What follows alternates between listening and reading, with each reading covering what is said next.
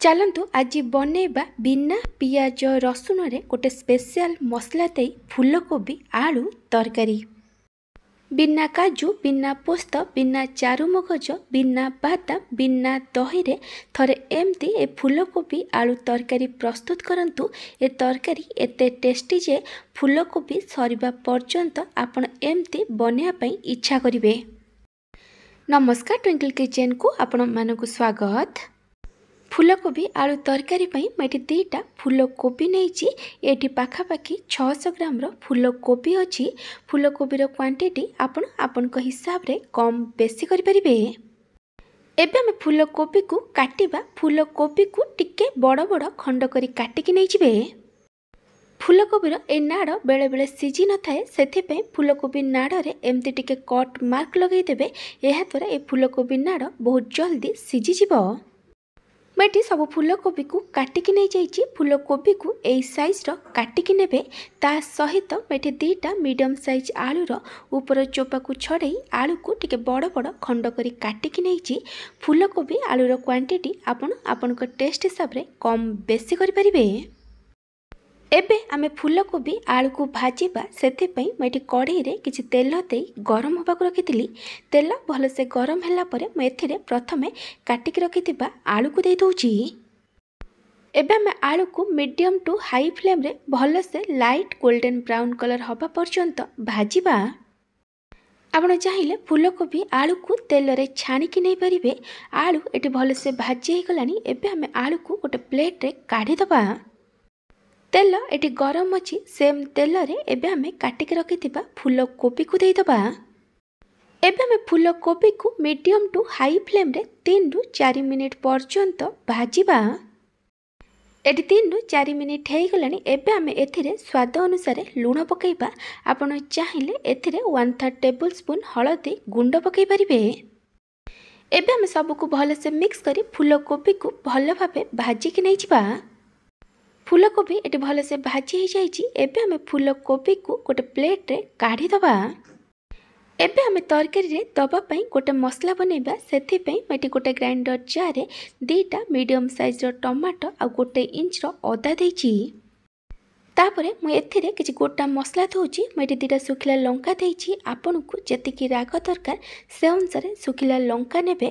गोटे छोटो चामच जीरा, आधा छोटो चामच गोलमरीच, खंडे दालचीनी, दीटा लवंग आ दीटा गुजराती देछि। गोलमरीच रो क्वांटिटी आपण आपण टेस्ट हिसाब रे कम बेसी करि परिबे। एबे हमें कवर करी मसला को भल से बाटिकी नै जिबा। मु आपन को गोटे छोट रिक्वेस्ट करुच्ची, जदि आपन को यही रेसिपी भल लगे ताला को लाइक करेंगे, आपण सांग मानक सहित शेयर करेंगे। जदि एपर्यंत मो चैनल को सब्सक्राइब करना ताले सब्सक्राइब करने को जमार भूलें। पाखे बेल आइकन ने ऑल नोटिफिकेशन ने क्लिक करेंगे। यह द्वारा मो जो वीडियो आसब आपण प्रथमे देखिपारे। जदि फेसबुक रे देखुंत ताले फॉलो करने को जमार भूलें। मैं कढ़ई रे आउ किछि तेल दे गरम होबा को रखिथिली।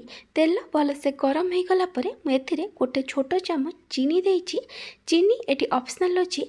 तेल रे चीनी देले तरकारी रो कलर बहुत भल आसी थाए। चीनी भल से कैरामेलाइज्ड हो गला परे आमे एथिरे बाटिक रखिथिबा मसला को दे दबा। एबे हमें सब को भल भाबे मिक्स करी मसला को कसीबा। जेमती मसलार कंचा बास्ना पड़ेबो आ मसलारू तेल छाड़ीबा आरंभ करिबो। मसला एटी भल से कसी हो गलानी। देखि पारथिबे एटी मसलारू तेल छाड़ीबा आरंभ कलानी। एबे हमें एथिरे किछि गुंड मसला दबा। गुंड मसला रे मैं पकईची 1/3 टेबल स्पून हळदी गुंड। मैं कलर पाई काश्मीरी लंका गुंड देछि। ये ऑप्शनल अछि। तापरे मैं एथिरे गोटे छोटो चामच धनिया गुंड आ 2 छोटो चामच करी मसला देछि। ये बिना पियाज रसुण अछि। तापरे मैं एथिरे गोटे छोटो चामच कसूरी मेथी पकईची। एबे हमें एथिरे 4 रु 5 छोटो चामच पानी दे कसीबा। जेमती गुंड मसलार कंचा बास्ना पड़ेबो आ मसलारू तेल छाड़ीबा आरंभ करिबो। मसला एटी भल से कसी हो गलानी। एटी मसलारू तेल छाड़ीबा आरंभ कलानी। एबे हमें एथिरे भाजिकी रखिथिबा फूलकोबी आ आलू को दे दबा। एबे हमें सब को भल भाबे मिक्स करी मसला सहित फूलकोबी आलू को 4 रु 5 मिनिट पर्यंत कसीबा। एमती कसीबा द्वारा तरकारी टेस्ट बहुत भल आसीबो। एटी 4 ରୁ 5 मिनिट हो गलानी। एबे आमे एथिरे पानी दबा। आपनकु तरकारी रे जेमती ग्रेवी दरकार से अनुसार पानी देबे। तापरे आमे एथिरे स्वाद अनुसार लूण पकेइबा। एबे आमे सबको भल भाबे मिक्स करी तरकारी को हाई फ्लेम रे 2 ରୁ 3 मिनिट पर्यंत फुटिबा पई छाडी दबा। तरकारी एटी भल से फुटी गलानी। एबे आमे तरकारी को आउ थरे भल भाबे मिक्स करी दबा। तापरे आमे को कवर करी लो फ्लेम रे 10 ରୁ 12 मिनिट पर्यंत कुक करिबा जेमती फूलकोबी आलू सब भल से सिझी जिवो। 10 ରୁ 12 मिनिट पर मुझे घोड़नी काढ़ी देइछि। मुझे आपन को देखै दउछि एटी फूलकोबी आउ आलू भल से सिझी जाइछि। एबे आमे एथिरे गोटे छोट चम्मच गरम मसला गुंड पकेइबा और सबको भल से मिक्स करी आमे को मीडियम फ्लेम रे 1 ରୁ 2 मिनिट पर्यंत कुक करिबा। एटी 1 ରୁ 2 मिनिट हो गलानी। एबे आमे सबको आउ थरे भल भाबे मिक्स करी दबा और गैस बंद करी दबा। फूलकोबी आलू तरकारी एटी रेडी हो जाइछि। आपण चाहिले आ ऊपर किछि काटिकी धनिया पत्र पकई परिबे।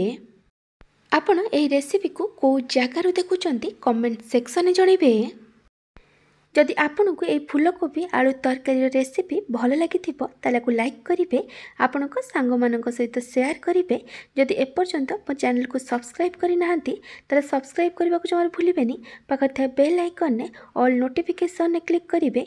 एहा द्वारा मो जो वीडियो आसीबो आपण प्रथमे देखि परिबे। जदि फेसबुक रे देखुचंती ताले फॉलो करबा को जमार भूलिबेनी।